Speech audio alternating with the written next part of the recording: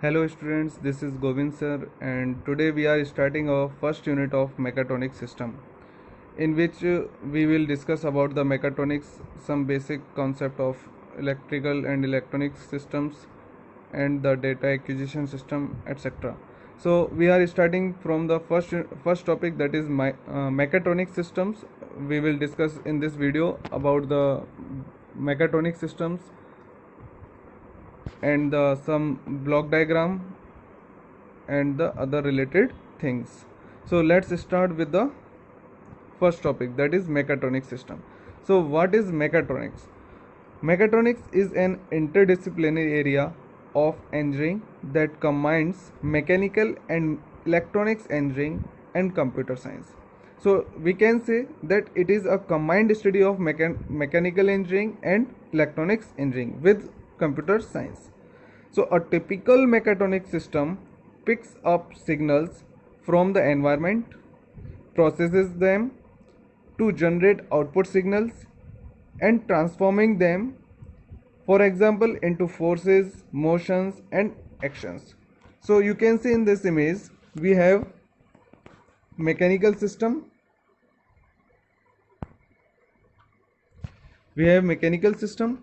and some sensors, amplifiers, actuators. These are electronic components, and the microprocessor software. This is related to computer science. So this is a combined study of mechanical system, electronics engineering and computer science.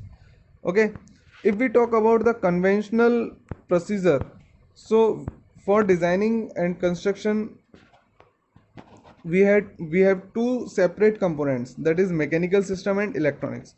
But in mechatronics procedure we have the combined study, or can say combined construction of mechanical system and electronic system. So this is basic difference between conventional procedure and mechatronics procedure. In the past history, we have only mechanical systems in the home appliances, or can say other devices, but the present time the appliances are made of combined structures of mechanical and electronics. Clear? So we have a block diagram of mechatronics in which we will discuss each blocks. First one is mechanical system. So the first block of mechatronics block diagram, that is mechanical system, in which it includes system model and the dynamic response. So system models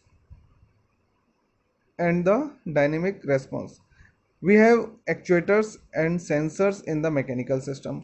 Actuators like solenoids, voice coils, DC motors, stepper motors, servo motors, hydraulic actuators, pneumatic actuators. These are the mechanical part of the system. And we have some sensors in switches, potentiometer, photoelectrics, digital encoders, strain gauge, thermocouple, accelerometer, MEMS, that is micro electromechanical system. This is all about the block of mechanical system. So mechanical system have actuators and sensor. After that, the output, main thing is the output of actuators goes to the sensors, then the output of sensors, or can say signals, will go to the next block, that is input signal conditioning and interfacing. So in the output signal of sensors will be signal conditioned. Okay, in the signal conditioning we have discrete circuits, amplifiers, filters, A to D, that is analog to digital converters, and digital to data or digital to digital interfacing. So the signal is signal conditioned, and then we have some interfacing between the devices. After that, the output signal is fed to the next block, that is digital control architecture, in which we have the control operations like logic circuits, microcontrollers, SBC, PLC, sequencing, timing, logic, arithmetic, control algorithms, and communication. But it is interconnected with the user interface. We have two types of user interface. First one is input user interface, second one is output interface. In input user interface, we have buttons, knobs, keypad, keyboard, joystick, mouse, microphone, touch screen, etc. These are our input user interface. And in the other, like output user interface, we have LEDs, LCDs, digital displays, monitor screen, buzzer, speaker. These are the user interface. Then the output of digital control architecture again fed to the output signal conditioning and interfacing, in which we have digital to analog converter, then power transistors, PWM is pulse width modulation, another modulation technique. Okay, so and the power amplifiers are in this block diagram. Then the output of this signal conditioning block is fed again to the mechanical system. So this will be automated process for mechatronics. Okay, this is all about the block diagram of mechatronics. Now let's move to the next topic is system engineering. It is also a part of mechatronics, or can say it is a interdisciplinary field of engineering and engineering management that focuses on how to design, integrate and manage complex systems over their life cycle. So we can say the system engineering is the combined study of engineering and engineering management. Clear? These are the key elements of system engineering management. We have prepare baseline, we have development phasing, life cycle planning and life cycle integration. After that we have integrated teaming, then the system engineering process will be done. So this is all about the system engineering management. Now we have another image related to system engineering aspects. We have risk management is also included in system engineering. Requirements, human factors, softwares, hardwares, verification and validation. The difference between verification and validation will be discussed in the next slides. And after that we have integration and the project leadership. So this is all aspects of system engineering.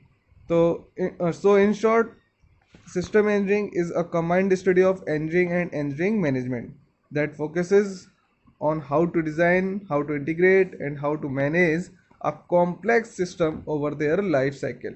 Clear?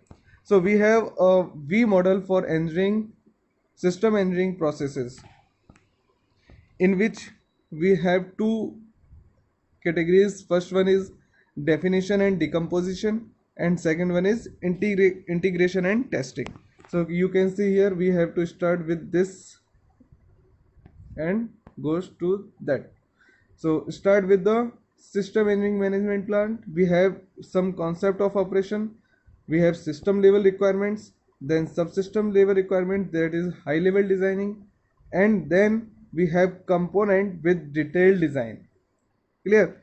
Then implementation as in the form of hardware as well as software, in which we includes coding and testing also. Then we start the traceability, that is component verification. We have to verify components. Subsystem verification, we have detailed verification of subsystem.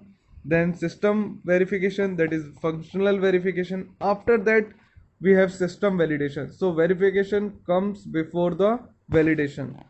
Okay, then commission the system, in which operation and maintenance are included. So this is all about the V model of system engineering processes. Clear? So now we will discuss about the difference between verification and validation. So we have some points regarding validation and verification. The verification is a static process of verifying documents, design, code and program. So it is a static practice, and whereas the validation is a dynamic mechanism of validating and testing the actual product. It is related to actual product. Okay.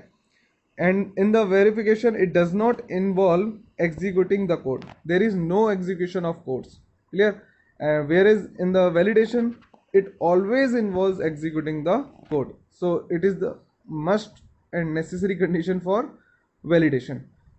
And verification is human based checking of documents and file, whereas validation is computer based execution of program. Verification uses methods like inspection, review, walkthroughs, and desk checking. These are the methods to verify the documents and files. Okay, so and in the validation we have some methods like black box testing, gray box testing, and white box testing. In the black box testing we have functional knowledge, whereas gray box testing we have some structural and functional knowledge. Whereas in the white box testing we have full knowledge of structural testing. Clear? This is structural testing. So there are three methods in validation, that is black box testing, gray box testing, and white box testing. Now move to the next point, that is verification is to check whether software conforms to the specifications. Verification is to check whether the software conforms to the specification.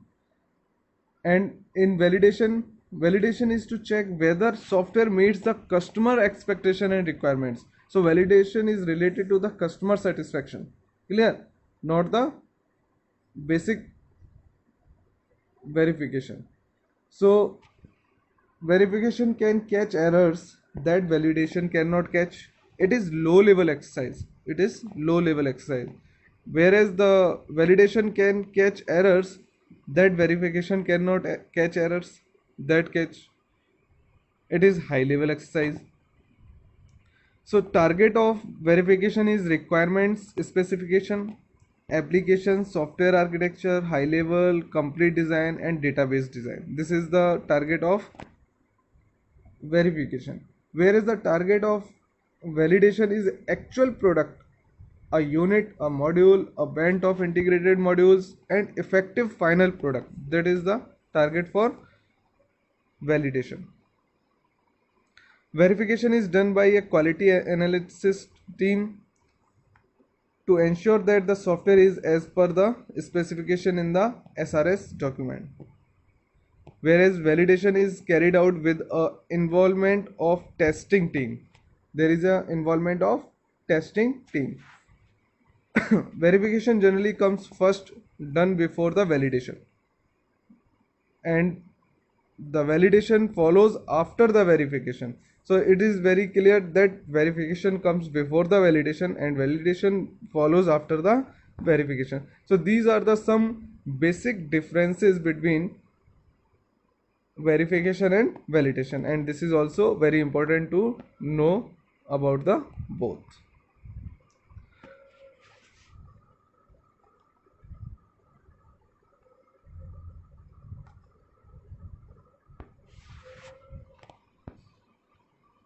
Now we have to move next topic, that is importance or advantages of mechatronic system. So we have some advantages like enhanced feature and functionality can be obtained by mechatronic systems. It is more user friendly, it has high accuracy, increases efficiency, the products are cost effective, flexible design, that means we can reprogram the systems, and it will be safe inside. If we talk about benefits to the industry, so starting at design and continuing through manufacture, mechatronic design optimize the available mix of technologies to produce quality precision products and system. in a timely manner with features the customer wants. So this is the basic benefit to the industry of mechatronics. We have some benefits like shorter development cycle, lower cost, increased quality, increased reliability, increased performance, and increased benefits to the customers. So this is all about mechatronics and its benefits. In the next video we will talk about the some networks theorems or some network laws, which is also important part of the system designing in mechatronics. Clear? So thank you.